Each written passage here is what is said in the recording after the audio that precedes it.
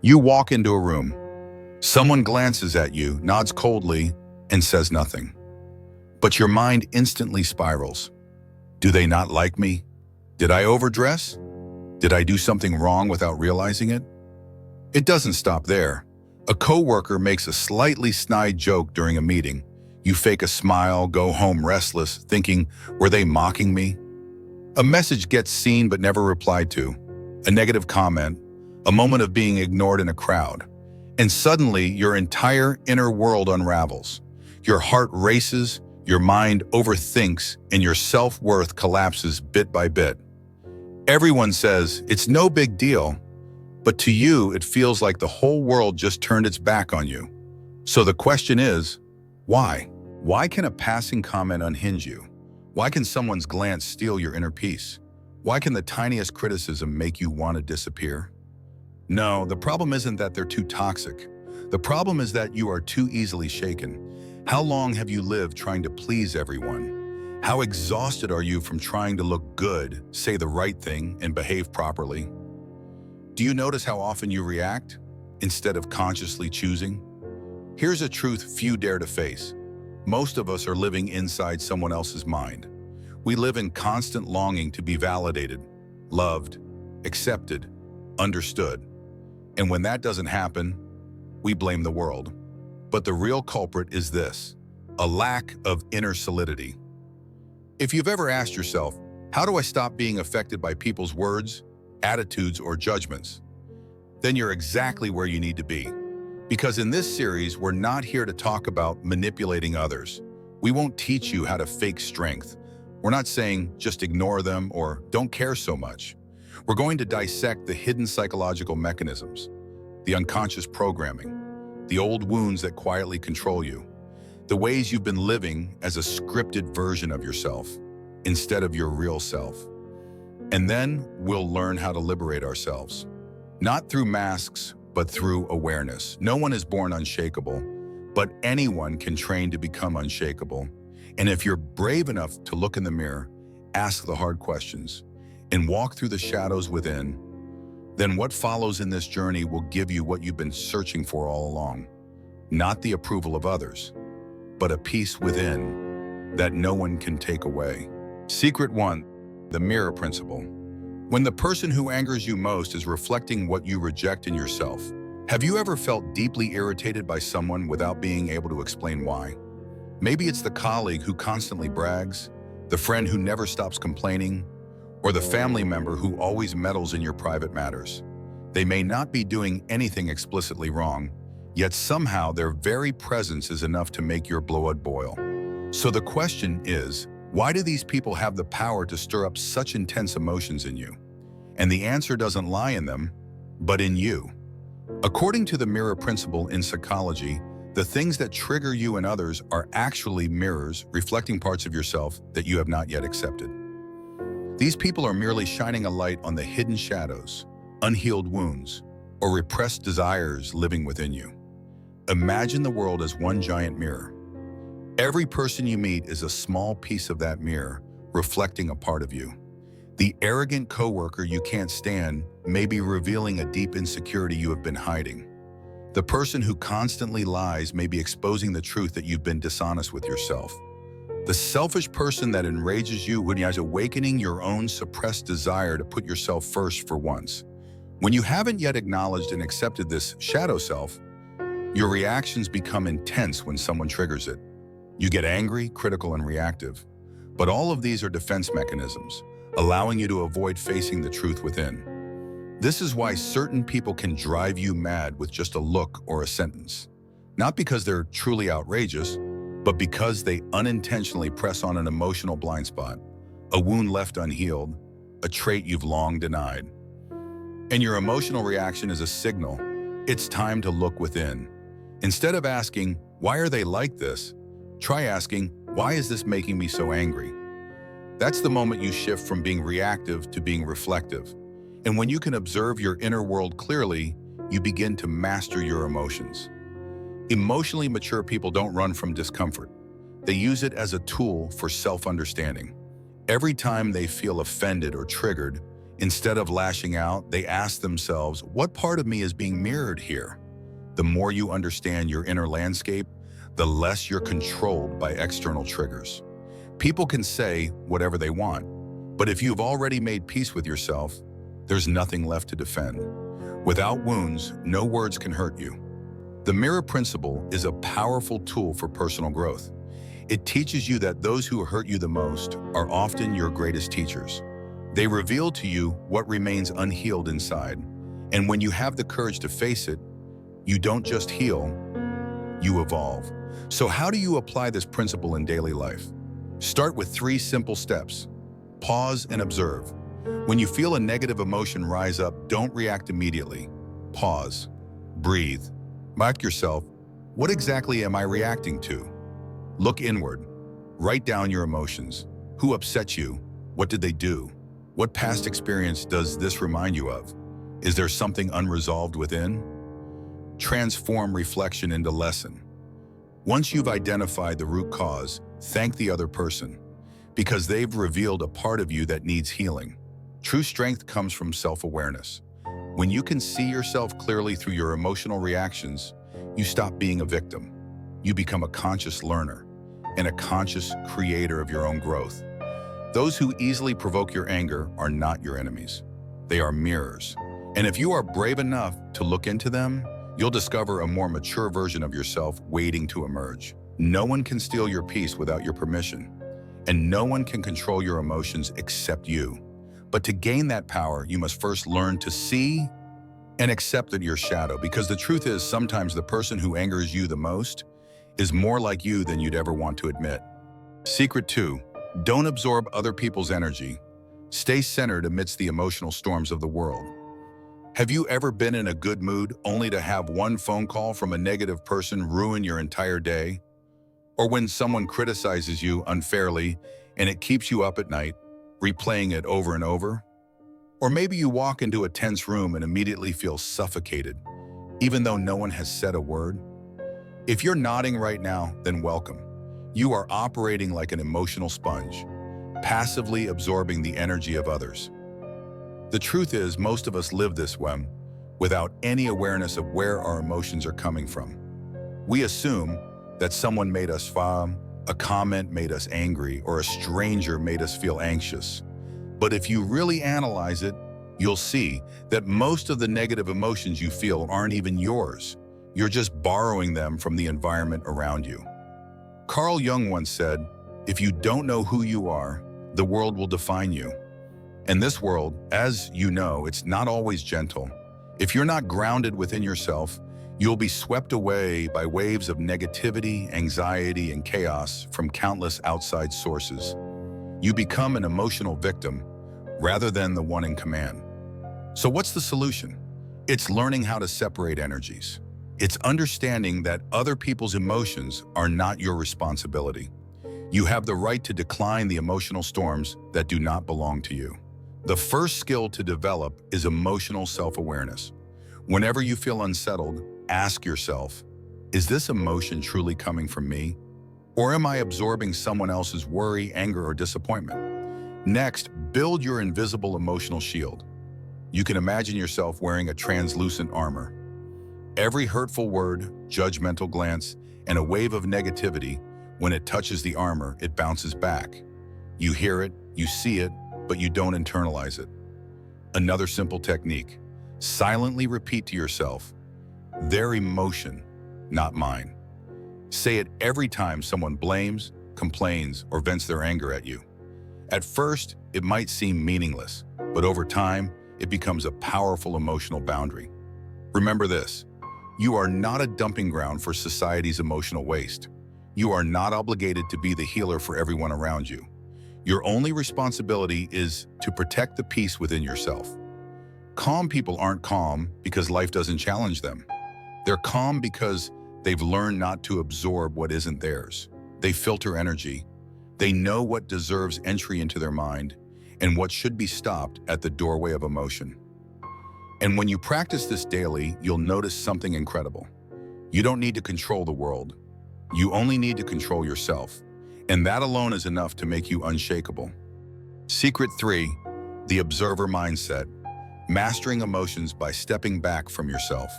In every situation where you feel angry, ashamed, hurt, or emotionally unbalanced, there are always two choices. One is to react instantly, letting emotions take over your words, actions, and decisions. The other is to take a step back, detach from the situation, and observe it as an outsider. This second path is the observer mindset. Carl Jung once said, "No one can hurt you unless you give them permission." This doesn't deny emotions, but instead highlights a deeper truth. You can choose your response if you're willing to observe yourself before you act. The observer mindset doesn't mean detaching from life. It's not indifference, numbness, or avoidance. On the contrary, it is the highest form of awareness, where you're still engaged in life but no longer swept away by fleeting emotional tides. Imagine you're watching a movie. The main character is you, but instead of becoming fully immersed in the role, you sit in the audience, witnessing every action, line, and emotional response with a calm detachment. When someone insults you, you don't explode. You see the insult as an external event. When someone praises you, you don't get lost in flattery. You notice the pleasant feeling rising, but you don't let it cloud your judgment. A person with the observer mindset doesn't ask, "Why is this happening to me?" They ask, Why is this triggering such a strong reaction in me?" The moment you ask that question, you shift from being carried away to taking back the reins. Once this mindset becomes your default, you're no longer a puppet of the environment. No one can pull your emotional strings with a look, a word, or an action. You become the one who decides how you feel, how you respond, and how you maintain your inner equilibrium. So how do you build the observer mindset? 1. Acknowledge emotions instead of identifying with them. Instead of saying, "I am angry," say, "I notice that anger is arising." This subtle shift creates distance between you and the emotion. Emotions are experiences, not your identity. You are not the anger. You are the one experiencing it. 2. Observe your body. When an emotion surge, pay attention to physical responses. Is your heart racing? Are your facial muscles tense? Are your palms sweating? Just observe without judgment. Your body is a radar system. If you listen closely, you'll know when to pause before reacting on autopilot.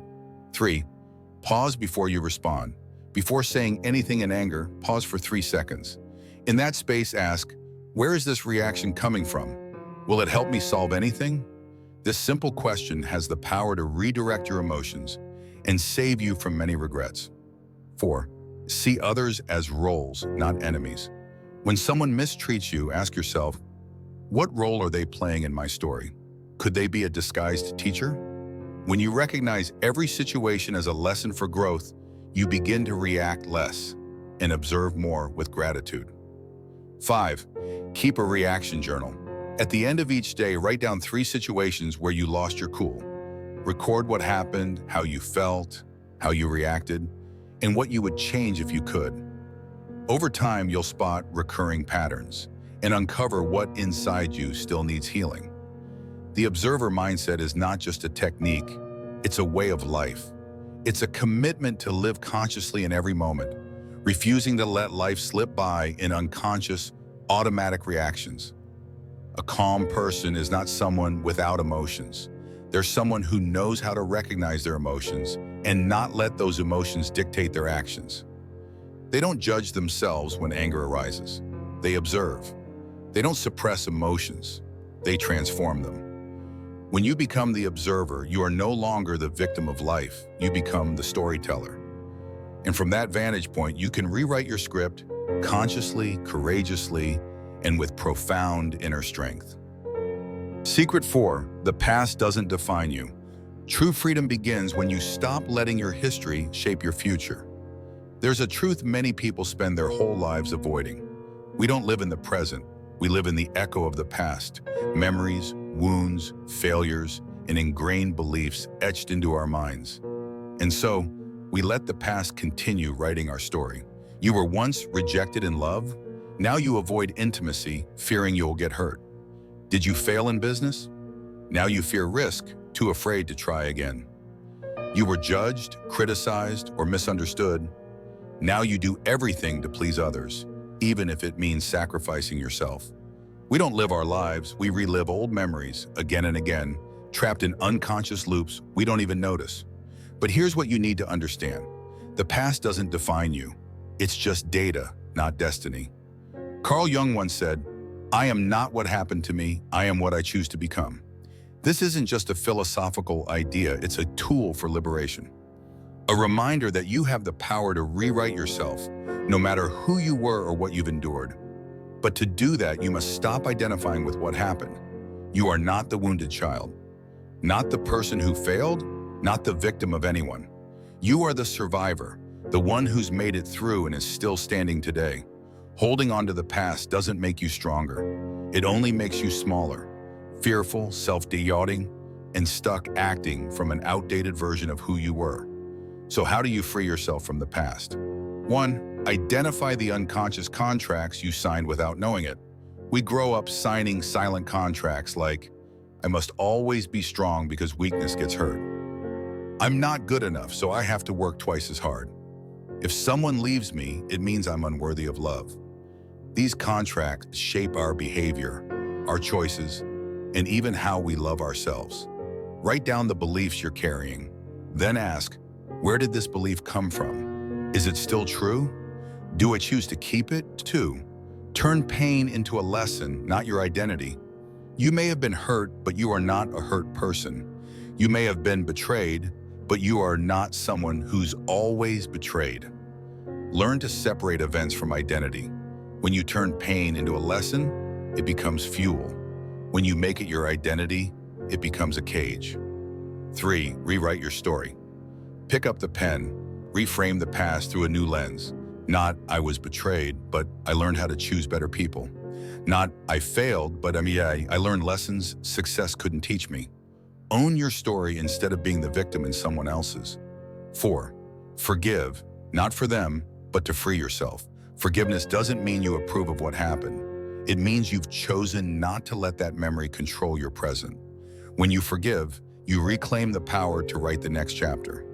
You say, "I won't let the past decide what comes next." 5. Create a symbol for starting over. Sometimes the brain needs a tangible signal to mark transformation. It could be a letter you write to your past and then burn, a solo trip, a moment where you finally say no after years of being silent. Anything that allows you to declare, "From here on, I live differently." You don't need to forget the past. You just need to stop being bound by it. When you look at the past as an observer, instead of a victim, you'll realize everything that once hurt you was actually a lesson leading you closer to your true self. And once you step out of the shadow of what happened, you'll see one thing clearly. You've never been limited, except by the old stories you haven't yet put down. Secret 5. The unconscious scripts, the agreements you never signed but still live by every day. You don't realize you're being controlled, and that's exactly why you are. Every day, you wake up believing you're making conscious choices. You choose what to wear, what to eat, where to work, who to love, what to believe. But have you ever asked yourself, are these choices truly yours? Or are they pre-installed reflexes you've never questioned? Carl Jung called this phenomenon the collective unconscious, a vast system of patterns, memories, and emotions accumulated from ancestors, culture, family, and personal experiences, all operating quietly beneath the surface of consciousness. To put it simply, you think you're free, but most of the time you're acting out an invisible contract, a script you never signed, yet you still live by. You're always polite, even when someone disrespects you. Maybe you were taught that reacting is wrong. Do you avoid conflict at all costs? Maybe your childhood was marked by traumatic fights between adults. Do you work relentlessly? Feel guilty when resting? Maybe you've been conditioned to equate self-worth with productivity. And if you can't see these unconscious scripts, you can't rewrite them. You simply live with the belief, I can't help being this way. But you can. And the first step is learning how to see. 1. Trace your unconscious contracts. An unconscious contract is a core belief you've adopted without ever evaluating it. For example, If I fail, I have no worth. If I'm rejected, it means I'm not good enough. I must sacrifice to be loved. Sound familiar? Write them down. Then ask, who taught me this? Is it still true? Do I choose to keep believing it? 2. Identify the patterns that repeat. Do you keep falling into the same types of relationships? Keep getting stuck in the same workplace or family dynamics? This isn't a coincidence. It's your subconscious replaying a familiar script. Because familiarity, even if painful, feels safe. Carl Jung once said, until you make the unconscious conscious, it will direct your life, and you will call it fate. 3. Separate the real me from the programmed me. Start asking questions like, what do I truly want or believe? If fear, pressure, or expectations didn't exist? How would I choose differently if I weren't afraid of being judged? These questions are not easy, but if you don't ask them, you'll continue living someone else's story, not your own. 4. Reprogram yourself with conscious choice. Once you identify old patterns, replace them with new, empowered scripts. For example, old, I'm not allowed to say no. New, saying no doesn't make me a bad person. It protects my boundaries. On, I must always be strong. New,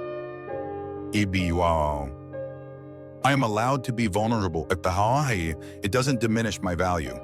You'll need to repeat these new beliefs daily until your brain forms new pathways and these truths become second nature.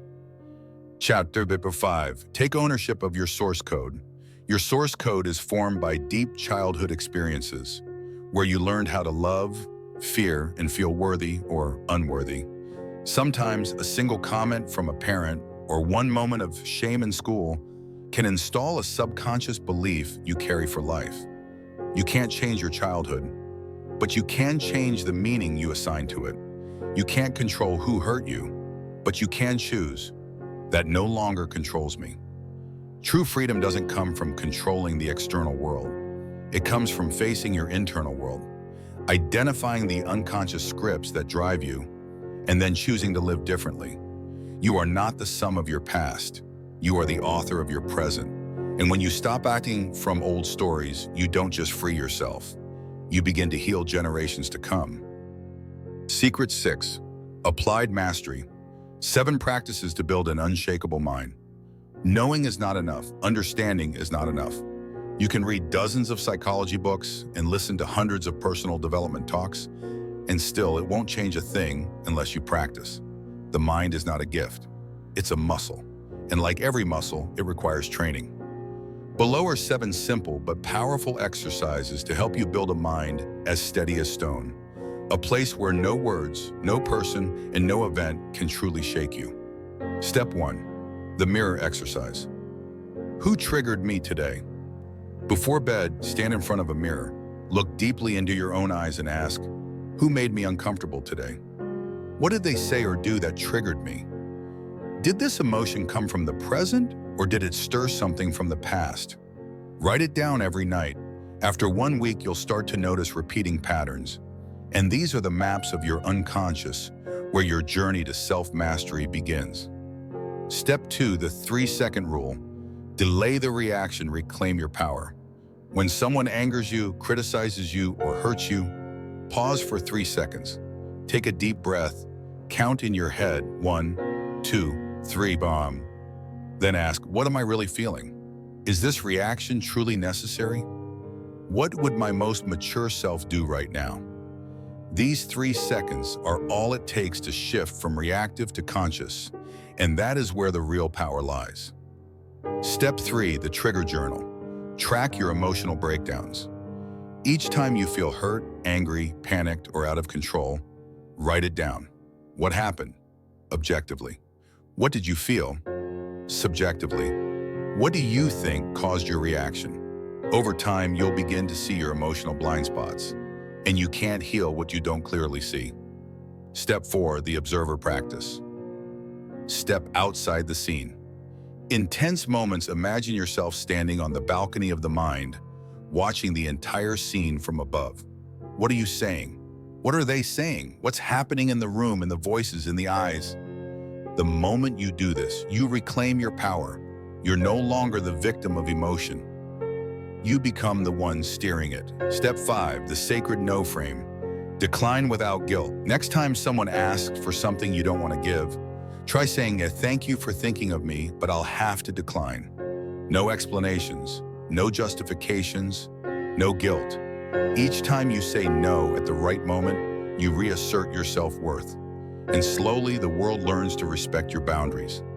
Step 6, the emotional release ritual. Write, shred, release.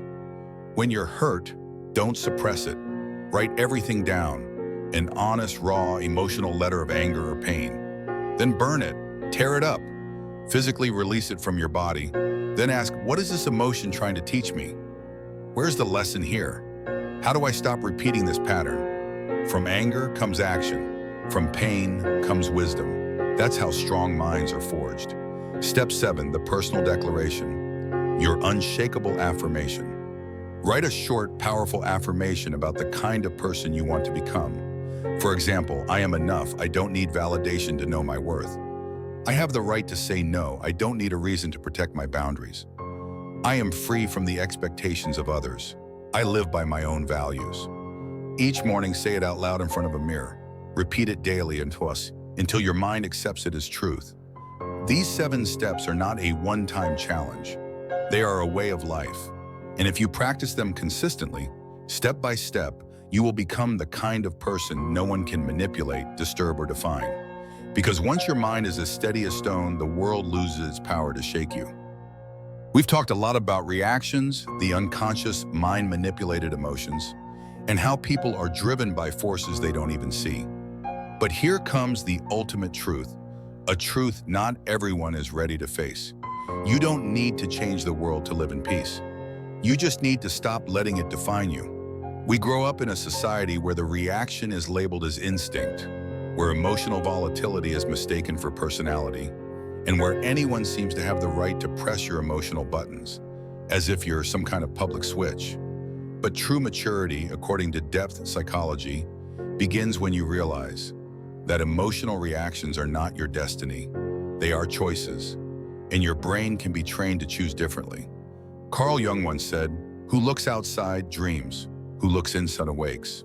And you are awakening, slowly but surely, as you stand in front of the mirror and bring light to the dark corners within you, the ones you've been running from for too long. When you stop absorbing others' energy, when you no longer get pulled into their emotions, when you can stand still, calm, while the world spins in chaos, that's when you are truly strong. No need to shout, no need to prove it. You don't have to become someone else. You simply need to return to yourself. The version of you not ruled by wounds, fears, or foreign expectations. And yes, I know there will be days you feel like you're failing. You'll still get angry, still feel hurt, still want to lash out. But remember this, maturity doesn't mean being emotionless. It means knowing how to steer those emotions. You don't need to go fast. You just need to stay consistent. Because each day you persist, you're reprogramming yourself, not to become cold or numb, but to become the kind of person who knows when to speak, when to stay silent, and when to walk away. And if you've read this far, I invite you to do 3 things. Comment below with what tends to shake you the most, and you'll see you're not alone on this journey. Subscribe to this channel so you won't miss what's coming. How to turn anger into power, rewrite the unconscious contracts you never signed, and live as a truly free individual.